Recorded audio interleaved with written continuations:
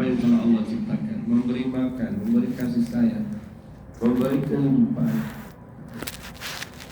Oleh karena itu na'budu iyyaka, kita harus sembahkan seluruh perhatian kita, perilaku kita, ibadah kita, semuanya hanya untuk Allah dengan mengatakan Bismillahirrahmanirrahim. Wa iyyaka nasta'in. Ada konsep namanya isti'anah. Kita pun meminta tolong itu kepada Allah. Jamaah sekalian, sunatullah itu mengajarkan kita satu prinsip yang disebut dengan sebab akibat. Sudah sunatullah. Kalau kita makan kenyang. Kalau kita makan kenyang. Kalau kita makan paket hari ini kenyang enggak? Sudah bosan belum, Pak? Belum. Oh belum. Sudah ditambah sambal apa bener? Nambah sendiri. Sambal terasi atau sambal kacang? Pasti bosan. Jadi besok Bapak kalau naik haji lagi jangan lupa bawa alat-alat supaya nggak bosan makannya ya. Daging nggak ada rasanya rupanya. Ditambahkanlah bumbu Padang, wah itu pasti makannya banyak. Tapi alatnya harus bawa. Sudah sunatullah kalau makan pasti kenyang. Kalau tidak makan pasti lapar. Itu sudah sunatullah. Kita hidup dalam arena itu. Tetapi ternyata dalam kehidupan ini sunatullah pun tidak bisa melaksanakan tugasnya dengan baik tanpa ada satu keinginan kita, tanpa ada satu pertolongan dari Allah. Karena ternyata satu sebab itu tidak menghasilkan akibat yang sama. Itu udah Pak, sering terjadi ya. Sebabnya itu sama, akibatnya beda. Atau akibatnya itu sama dari sebab yang tidak, sebab yang berbeda. Ada satu orang, ini kan flu semua kan Pak ya, betul nggak? Batuk semua, kecuali onta ya. Jadi kalau Bapak ada nggak batuk, nggak onta Bapak. Semuanya batuk, tapi sama Mas siapa itu Pak dokter, Bu dokter itu. Mas Prima dikasih obat yang sama, kira-kira akibatnya sama enggak? Ya. Wah, tidak terbukti.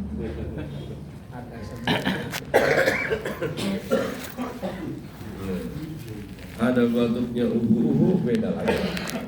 Nah, itu lain lagi batuknya Pak. Artinya sebabnya sama, tetapi bisa saja akibatnya berbeda. Obatnya sama, tapi hasilnya berbeda. Di dalam kenyataan sunatullah itu tidak bisa berjalan seperti hitungan-hitungan manusia. Bahkan kita selalu mungkin mohon maaf salah menduga bahwa kesembuhan itu sebenarnya diakibatkan oleh obat atau keridhoannya Allah. Wah. Ya kan? Nah, kata isti'anah na'budu wa nasta'in itu di sini perlunya bahwa kita ini sebenarnya butuh pertolongan Allah dalam segala apapun.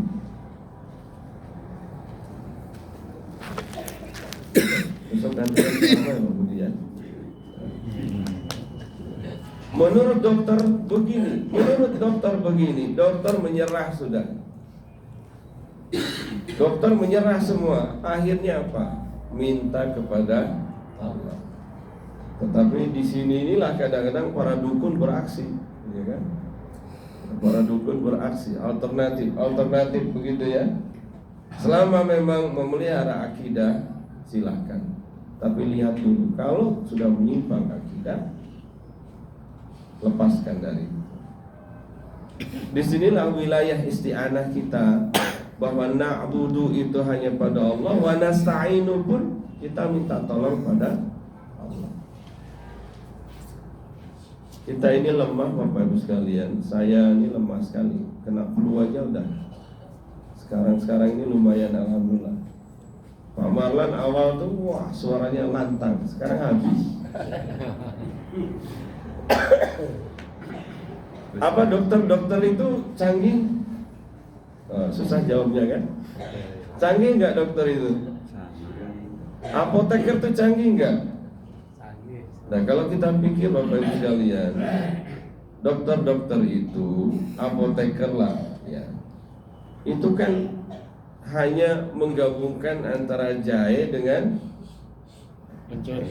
kencur dengan itu jadi apa itu? Jadi susu jahe. Antara zat ini kumpulkan jadi obat. Oh, terkenal dia. Ya, terkenal dia. Kepintarannya itu meramu antara satu zat dengan zat lain menjadi obat. Tapi apa, Pak Dokter, Bu Dokter, pernah nggak berpikir menciptakan jahe itu sendiri? Nggak pernah. Siapa yang ciptakan jahenya? Tidak ada. Oleh karena itu maka tularan batuknya nyampe sini. Dan batuk itu Pak, itu kayaknya kalau sudah batuk di sana tuh langsung kontak nih dulu Pak, langsung ke sana, langsung semuanya rame-rame.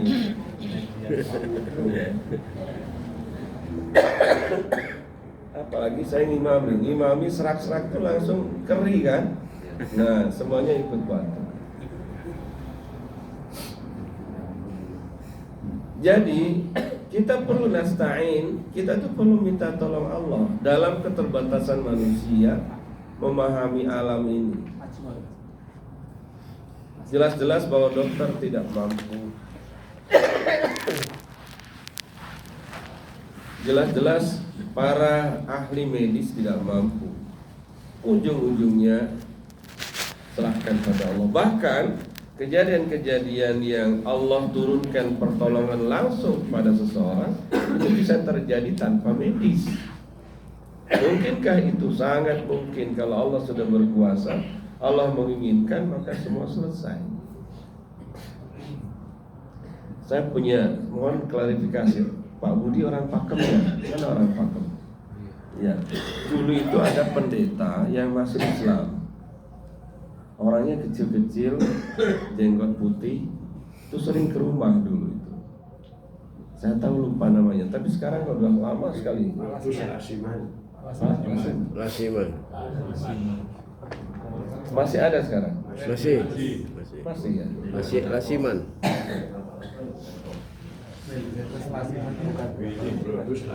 Bukan sepertinya. Dia cerita bahwa awal masuk Islam itu betapa susahnya hidupnya.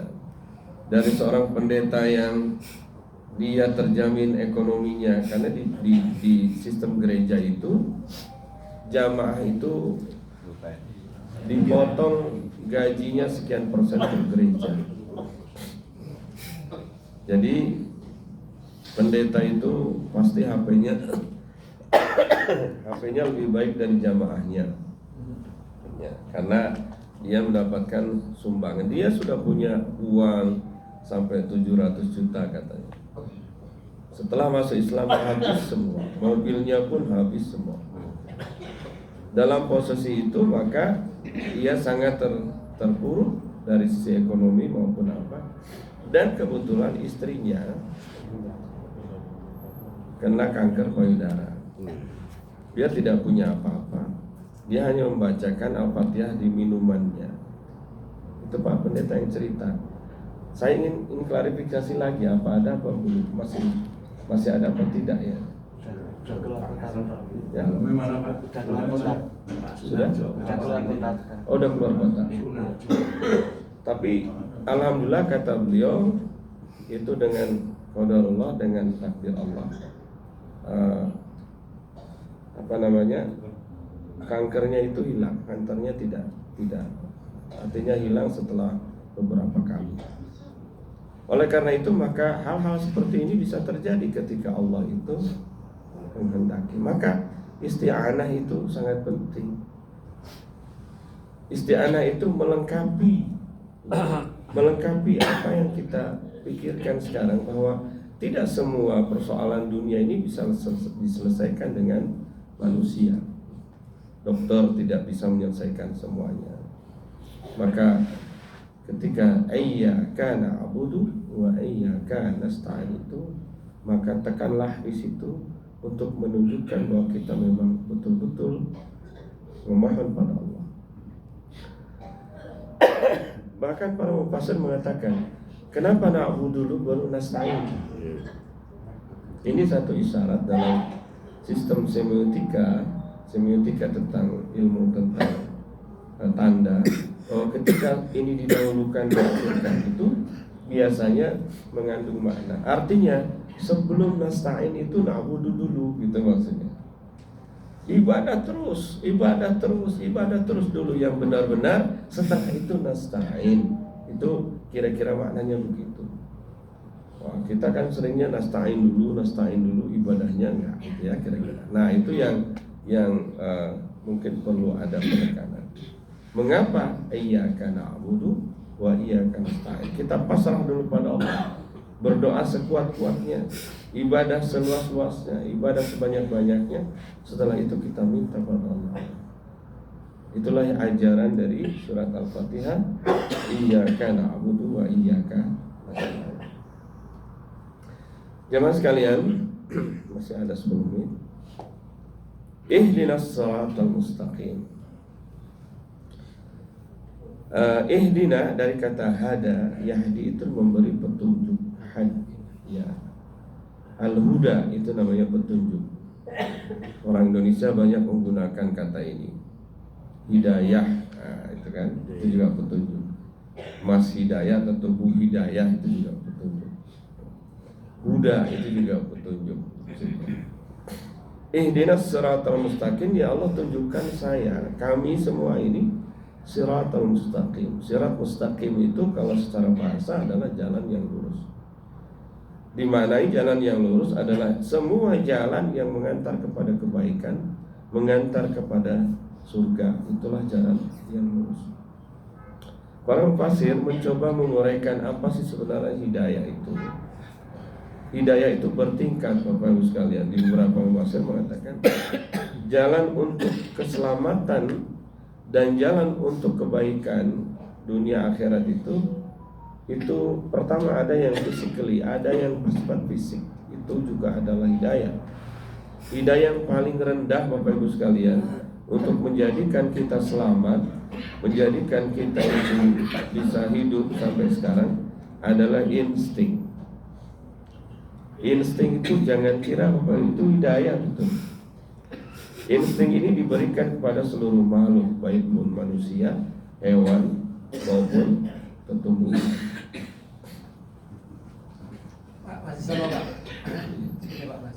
Kalau kita lagi godok air mau bikin teh, betul Pak? Karena flu semua, minumnya harus panas semua ya. Godok air, kemudian sudah matang, coba Bapak Ibu pegang itu airnya. Apa yang terjadi? Panas. Setelah panas tangannya tetap begini atau langsung refleks? Nah, itu namanya insting. Kalau kita tidak beri insting semacam itu, maka tangan kita rusak. Tangan kita rusak, kemudian kita cepat mati, meninggal. Maka hidayah yang paling dasar yang diberikan kepada seluruh makhluk adalah insting. Lapar niku insting apa mboten? Lapar ya. Ada yang enggak lapar di sini? Enggak ada. Takut itu insting atau mboten? Kalau ada orang enggak pernah takut, insya Allah cepat meninggal, Pak. Iya. Perlu dicoba. Ketemu harimau nyalami, assalamualaikum, habis. Ketemu harimau di hutan enggak? Lewat maju. Ada mobil lewat malah maju gitu. Assalamualaikum. Nggak pernah takut. Jadi takut itu takut, lapar itu insting dan itu hidayah. Ya. tetapi yang insting ini memang kadang-kadang kualitas penjagaan pada tubuh kita ini masih kurang, maka dilengkapi dengan panca indera kita. Kalau insting harus bersentuhan langsung dengan kontak langsung dengan barangnya. Misalnya kalau rumput, adanya rumput apa Pak? Rumput malu ya. Kalau di Jawa namanya rumput apa? Putri malu. Kenapa disebut putri malu? Dipegang. Iya. Hidup. Jadi kalau putri malu begitu disentuh kemudian yang bikin nama putri malu siapa? Iya.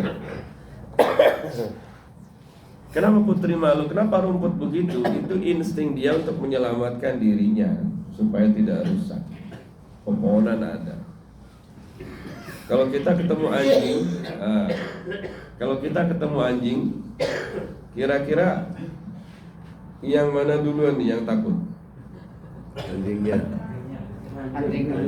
Anjingnya berarti punya insting. Wah, ya, ketemu Pak Pon, tembak susah. Langsung dia takut kan. Dia punya insting juga supaya dia selamat. Kalau enggak habis semua ditembak sama Pak Polisi. Nah, tetapi insting itu juga ternyata ada batasnya. Kita sering di SD pelajari bahwa kalau ada gelas dikasih air, dikasih pulpen, ya, itu kelihatannya Lengkung. Nah, ternyata insting itu bisa salah juga, apalagi ketika mencium ya. Susah ini kalau mencium ternyata bau apa, ternyata salah gitu ya. Panca indera yang sudah mulai lengkap pun ya, di mana kemampuannya itu lebih jauh, misalnya ternyata panca indera pun tertipu juga. Ketika mata kita gunakan, di padang pasir kelihatan ada air, padahal tidak ada air. Tapi lumayan panca indera ini bisa menyelamatkan kita banyak. Kalau kita mendengar dari kejauhan di seberang sana ada harimau, maka kita siap-siap, karena harimau membahayakan kita dengan pendengaran, jaraknya jauh. Kalau kita jalan di hutan ada bau apa? Bau harimau, ini berarti ada lewat, kita hati-hati, kan?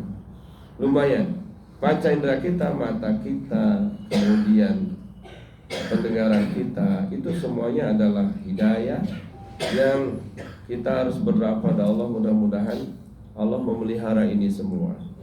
Maka sering ada doa pagi itu, Allahumma ya Allah afini fi badani, gitu ya. Itu untuk memelihara itu. Allahumma afini fi sam'i, ya Allah. Allahumma afini fi basari. Itu semuanya untuk memelihara kekuatan insting kita dan kekuatan jiwa kita. Nah, jadi hidayah itu Bapak Ibu sekalian bertingkat, mulai dari insting, panca indera, kemudian insting panca indera diberikan kepada seluruh makhluk, dan kemudian ada satu lagi yang hanya diberikan pada manusia yang disebut dengan akal. Maka tidak heran sebesar-besar makhluk pun bisa dikendarai oleh manusia. Sapi yang besar itu ternyata bisa dituntun oleh simbah-simbah yang umurnya 80 tahun. Sapinya kekar. Sapi nama apa yang besar-besar itu? Lemosin. Sapi lemosin yang besar-besar itu ternyata juga bisa dituntun sama anak-anak. Bayangkan kalau dibalik, kalau sapinya dikasih otak, kira-kira gimana? Sapinya dikasih akal, wah, anaknya ditendang. Pak, ibu berjalan Pak. Kalau sapinya dikasih akal, maka justru manusia akan menjadi budaknya sapi, budaknya gajah, budaknya yang lain-lain. Tapi Allah memang Wa sakhkhara lakum, Allah itu menundukkan alam ini hanya untuk manusia. Karena manusia punya tugas yang paling penting sebagai khalifah bil ardi. Khalifah artinya mengelola alam ini, dan mengelola alam ini perlu satu kemampuan. Maka diberikanlah kemampuan itu pada manusia. Masya Allah, sekarang sangat canggih kan. Alam ini dikelola, alam ini disuburkan, alam ini disenangkan seperti surga, seperti yang dilihat oleh Adam alaihissalam sebelum turun ke bumi ini. Dan bahkan alam ini ditundukkan. Maka kalau kita doa mau perjalanan gimana? Terus perjalanan. Nah, sakhkhara lana hadza. Sakhkhara itu menundukkan. Bagaimana alam ini semua tunduk terhadap manusia? Karena memang diciptakan untuk kepentingan manusia. Gajah yang situ besarnya itu hanya ditumpai kepalanya, hanya dipukul-pukul aja dia tunduk. Itulah memang diciptakan untuk manusia. Maka akal itulah yang menjadi penciri utama bagi manusia. Akal menelurkan ilmu, menelurkan akidah. Akal membimbing kita pada jalan yang benar dari sisi akidah dan ilmu. Kecanggihan sekarang ini telah menunjukkan bagaimana hasil akal itu dalam kehidupan kita ini. Teknologi yang canggih ini, HP yang ini, kita tidak tahu bagaimana bekerjanya HP karena kita memang ketinggalan. Tapi ternyata kan tetap ciptaan manusia. Simbah-simbah dulu pergi haji 3 bulan naik kapal laut. Sekarang berapa jam? Cuma 8 jam. Dan bahkan kita tidak terasa kalau kita lagi jalan, rasanya sedang di rumah. Sampai ada simbah kita pingin ke masjid. Karena ngapain tau di sini? Kalau lagi lewat di jalan di darat kan masih kelihatan tuh pohon-pohonnya melewat gitu kan. Ini di atas gak ada apa-apa. Rasanya kok diem saja di sini. Saya mau ke masjid, saya mau ke musola katanya. Betapa canggihnya ini semua adalah hasil akal yang diberikan Allah pada manusia. Wa 'allama Adam al-asma'a kullaha. Allah memang mengajarkan pada Adam asma dalam pengertian bukan nama-nama. Mungkin tafsir lebih dalam adalah ciri ataupun ilmu ya, dari semua zat yang ada di alam ini, diberikan cara pengolahannya, diberikan cara pengetahuannya, diberikan cara-cara mengolahnya kepada Adam alaihissalam.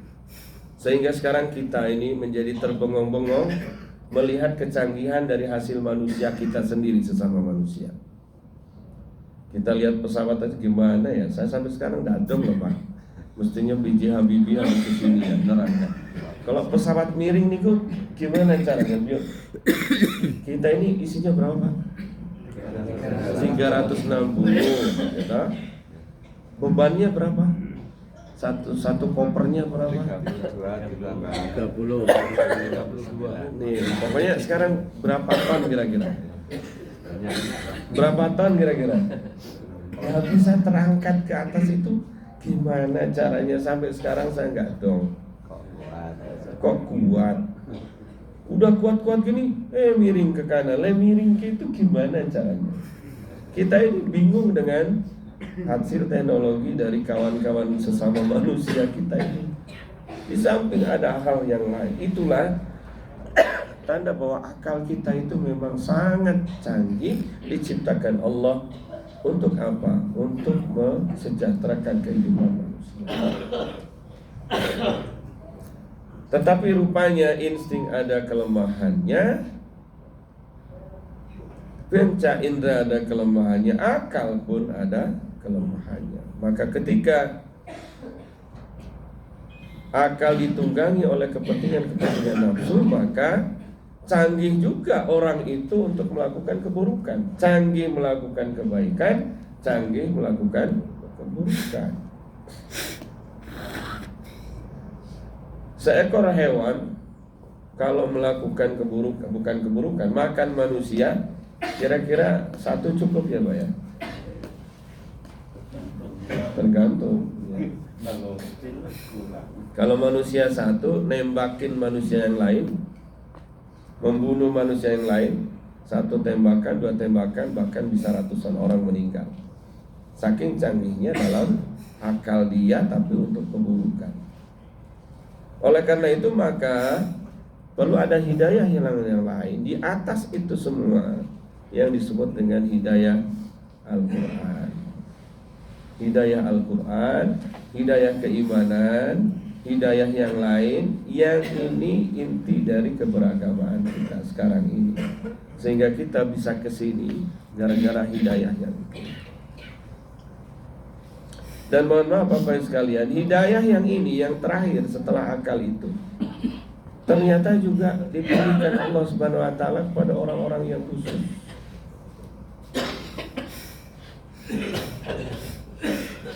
Ketika paman Nabi, siapa paman Nabi?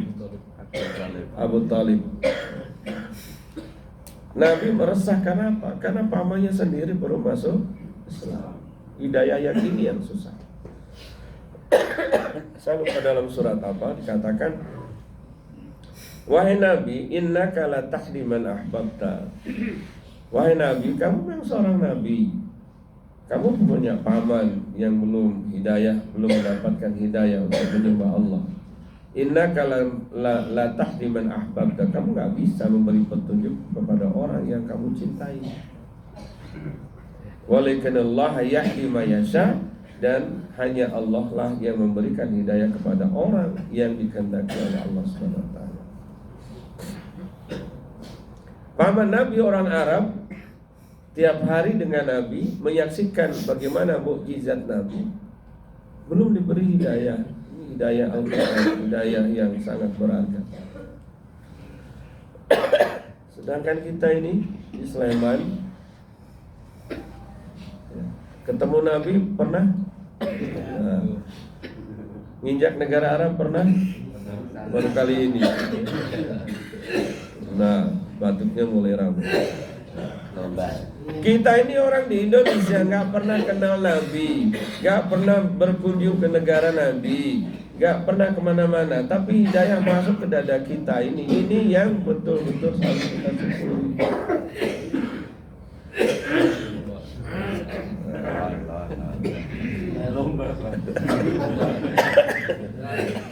Pak Ketua Kapilah nanti ngasih hadiah pada yang batuknya unik. Batuknya yang unik nanti direkam kemudian dikasih hadiah. Mas Abid, hadiahnya apa?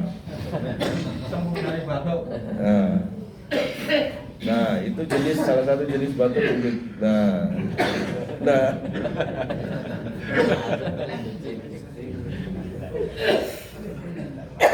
Nah, itu lagi. Jadi nanti salah satu rekaman dari, tidak hanya pengajian, rekaman jenis batuk yang muncul dalam Haji 2025 difilmkan, Pak. Ada batuknya orang beriman begini gitu ya. Jadi hidayah ini, hidayah Islam ini yang terakhir, yang berada di atas akal, adalah kehendak Allah. Kita orang Sleman tidak pernah mengerti Nabi. Kita orang Sleman baca Qur'annya juga masih bingung-bingung, getal-geratul gitu ya. Kita juga baru dengar pengajian. Tapi ketika Allah berkehendak, sejak kecil kita langsung diajari dan kita menerima Allah sebagai Tuhan. Masya Allah. Ini yang betul-betul harus disyukuri. Ya, syukur bahwa kita ini termasuk yang dikehendaki Allah untuk bisa mengakui bahwa Allah itu adalah Tuhan satu-satunya. Asyhadu an la ilaha illallah wa asyhadu anna Muhammadar Rasulullah. Paman Nabi yang di samping Nabi, yang membela Nabi setiap hari dari gangguan orang Quraisy, belum dapat hidayah sampai akhir. Wah, itu ada jenis lain. agak beda betul. Ada wah gitu kan. Ada kayaknya.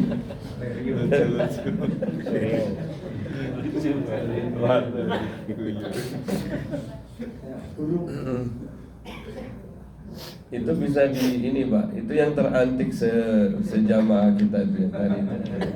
Gitu kan. Nikmat. Nah, itulah maka ihdinas siratal mustaqim ya Allah.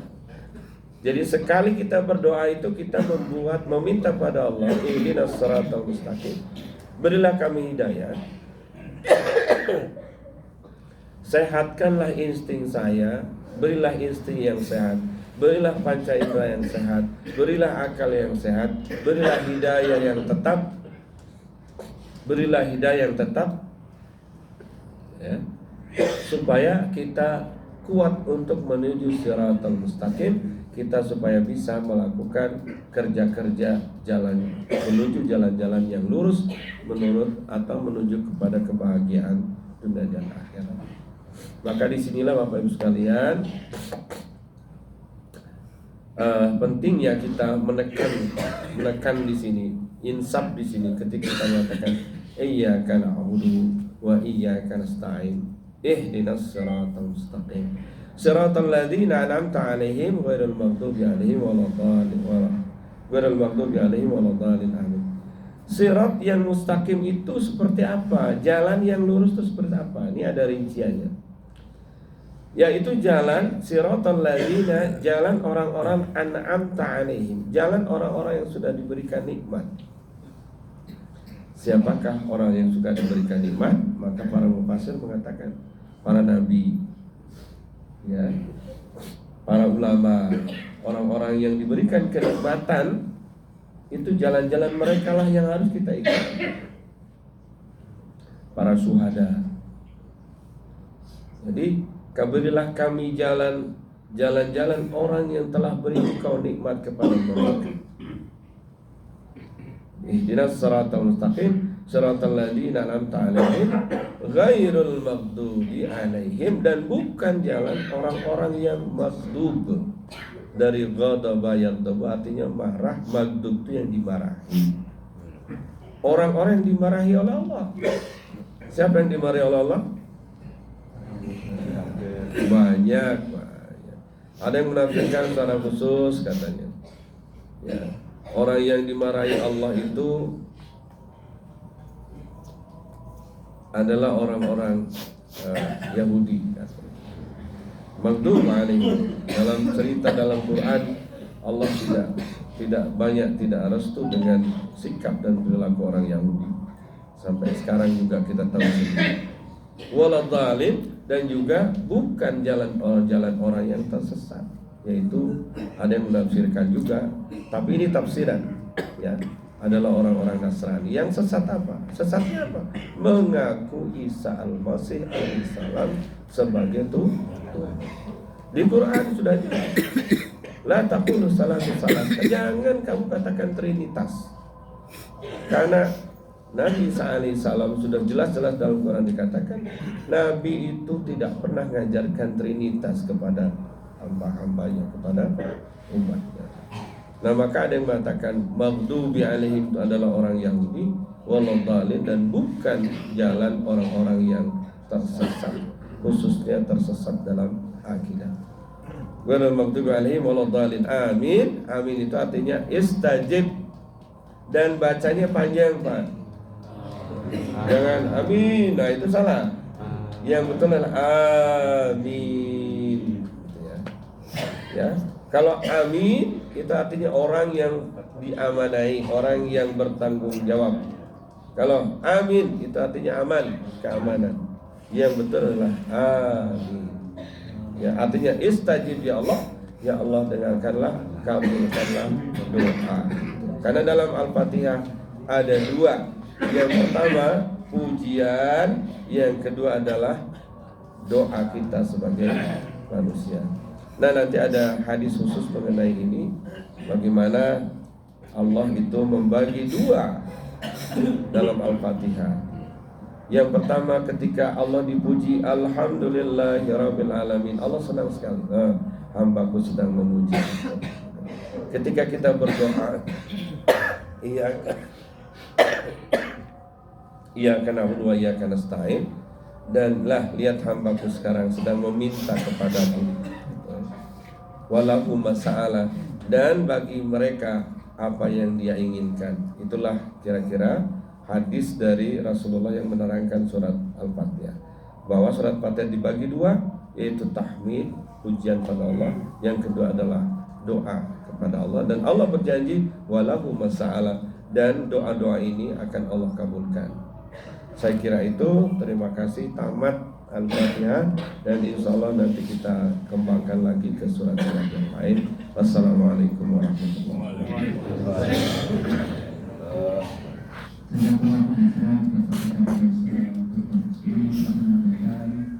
ilmunya pada kita semua, semoga kita semua memaknai surat dan semakin mendapatkan